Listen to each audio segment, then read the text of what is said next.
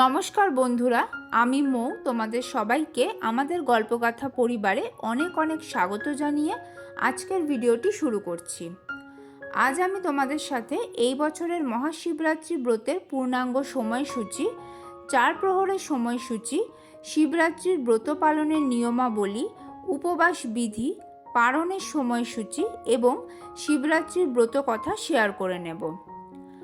যজ্ঞের মধ্যে অশ্বমেধ, তীর্থের মধ্যে গঙ্গা আর ব্রতের মধ্যে শিবরাত্রির ব্রত হল শ্রেষ্ঠতম।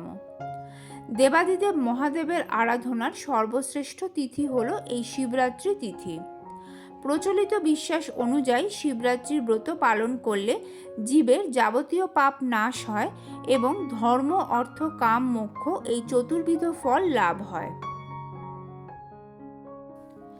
ফাল্গুন মাসের কৃষ্ণপক্ষের চতুর্দশী তিথিতে শিবরাত্রির ব্রত পালন করা হয়, তাই এটি শিব চতুর্দশী ব্রত নামেও পরিচিত।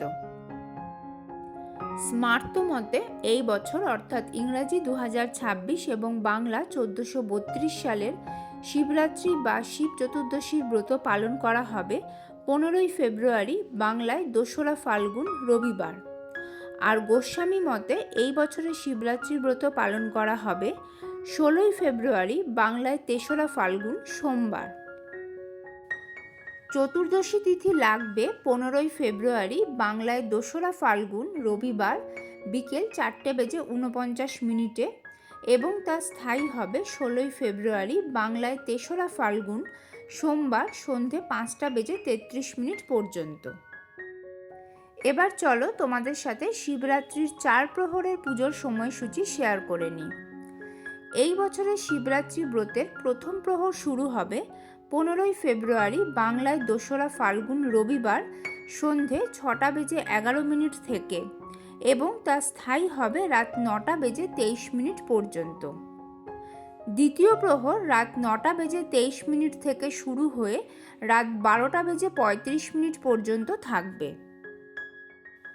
তৃতীয় প্রহর রাত 12:35 থেকে শুরু হয়ে ভোর রাত 3:47 অবধি থাকবে। আর চতুর্থ প্রহর ভোর রাত 3:47 থেকে সোমবার সকাল 6:59 পর্যন্ত থাকবে। এরপর পারণের সময়সূচিতে চলে আসছি। স্মার্ত মতে 16ই ফেব্রুয়ারি 3রা ফাল্গুন সোমবার সকাল 6:59 পর থেকে সকাল 9:59 মধ্যে শিবরাত্রির পালন করতে হবে।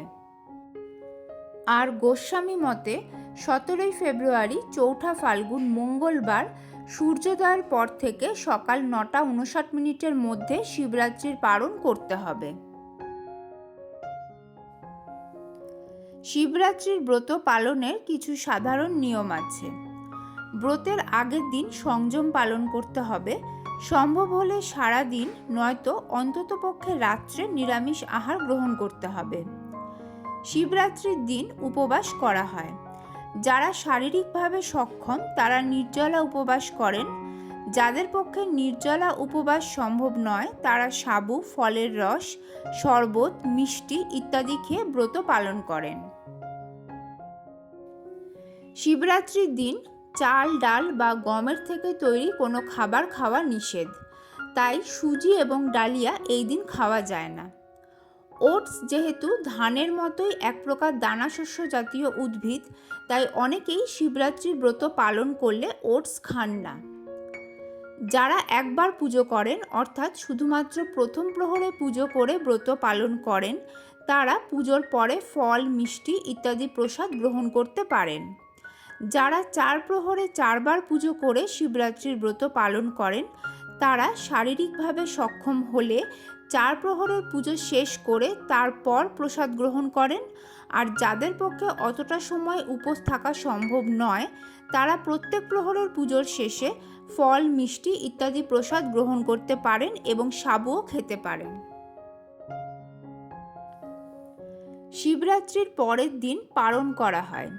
পারণ অর্থাৎ ব্রত চলাকালীন খাওয়া দাওয়া সংক্রান্ত যা যা বিধিনিষেধ পালন করা হয় সেগুলি শেষ করে সম্পূর্ণরূপে উপবাস ভঙ্গ করা।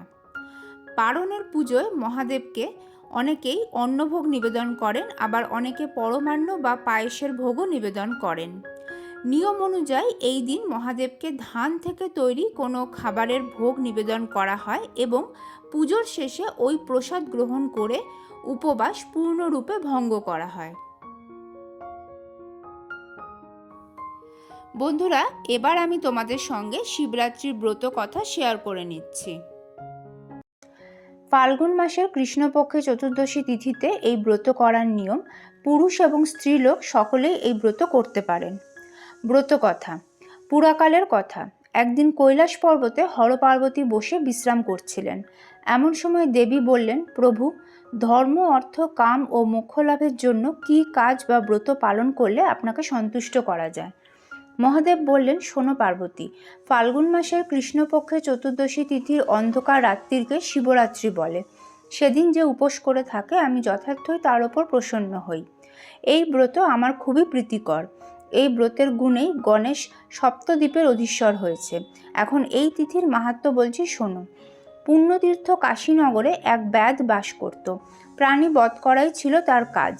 একদিন সে তীরধনুক নিয়ে শিকার করতে বেরোলো। একটা বনে গিয়ে সে অনেক রকমের পশু পক্ষী শিকার করলো। সে যখন শিকার জড়ো করে বাড়ি ফিরবে তখন দেখলো যে তার শিকারের মাংস খুব ভারী হয়ে উঠেছে। একলা সেগুলো নিয়ে যাওয়া খুবই কষ্টকর। তখন সে সেই বনের একটা গাছের তলায় সেগুলো রেখে একটু বিশ্রাম করতে লাগলো। খুব ক্লান্ত হয়ে থাকার দরুন কিছুক্ষণের মধ্যেই সে গভীরভাবে ঘুমিয়ে পড়ল। সূর্য ডুবে যাওয়ার অনেকক্ষণ পর তার ঘুম ভাঙল। তখন সে দেখল যে চারিদিক ভয়ানক অন্ধকার হয়ে গেছে। এখন সেখানে বসে থাকলে সাপ কিংবা বাঘ ভাল্লুকের হাতে তার প্রাণ যেতে পারে। এই অন্ধকারে পথ চিনে কুটিরে ফেরাও এখন সম্ভব নয়। তখন সে হাতড়ে হাতড়ে সেই গাছটার উপরেই মাংসের বোঝাটা নিয়ে উঠে পড়ল এবং মাংসের বোঝাটা গাছের লতা পাতা দিয়ে একটা ডালে বেঁধে রেখে কোনো রকমে গাছে বসেই রাত কাটাবে ঠিক করল। একে সে খিদের জ্বালায় অস্থির, তার ওপর শিশির পড়তে থাকায় শীতে তার কাঁপুনি ধরল। কাজেই সে জেগে বসে রইল সারা রাত। সেটা ছিল বেল গাছ, আর ঘটনাচক্রে আমার একটা লিঙ্গ মূর্তিও ছিল সেই গাছের তলায়। সেদিন ছিল শিবরাত্রি তিথি, আর ব্যাধও সারাদিন উপসী ছিল। তার নড়াচড়াতে গাছের কয়েকটা পাতা শিশিরে ভিজে তার গা বেয়ে এসে পড়ল সেই শিবলিঙ্গের মাথায়। যদিও শিবরাত্রি ব্রতের নিয়ম পালন করার জন্য তার পক্ষে স্নান করা আর পুজো নৈবেদ্য দেওয়া মোটেই সম্ভব ছিল না, কিন্তু আমি পেলুম কেবল বেলপাতা। তবুও তিথি মাহাত্ম্যের গুণে সে পেল মহাফল, অথচ সে এ ব্যাপারে কিছুই জানল না। সকাল হতেই সে ফিরে গেল তার কুটিরে।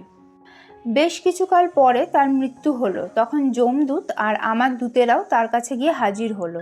তাকে আমার কাছে আনা হবে না বেঁধে যমরাজের কাছে নিয়ে যাওয়া হবে, এই নিয়ে যমদূতদের সঙ্গে আমার দূতদের খুব ঝগড়া বাঁধল।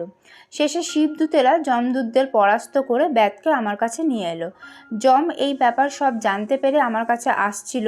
পথে নন্দীকে দেখে ব্যাধের সারা জীবন ধরে কুকর্মের কথা বলল। নন্দীও যমকে ব্যাধের শিবরাত্রির ঘটনার কথা সমস্ত বলে আরও বলল যে সে শুধু কুকর্মই করেছিল তাতে কোনো সন্দেহ নেই, সে মহাপাপীও ছিল, কিন্তু শিবরাত্রি ব্রতের ফলে সে শিবলোক লাভ করেছে। যম সব শুনে সন্তুষ্ট হয়ে নিজের পুরীতে ফিরে গেল। দেখলে পার্বতী এই ব্রতের শক্তি কতখানি। সেই থেকে পৃথিবীতে এই ব্রতের মাহাত্ম্য চারিদিকে ছড়িয়ে পড়ল। ব্রতের ফল। শিবরাত্রি ব্রত পালন করলে মানবের ধর্ম, অর্থ, কাম ও মোক্ষ এই 4 রকম ফল লাভ হয়ে থাকে। তোমাদের সুবিধার্থে আমি শিবরাত্রির ব্রত কথার ছবিও দিয়ে রাখলাম, তোমরা চাইলে স্ক্রিনশট নিয়ে নিতে পারো।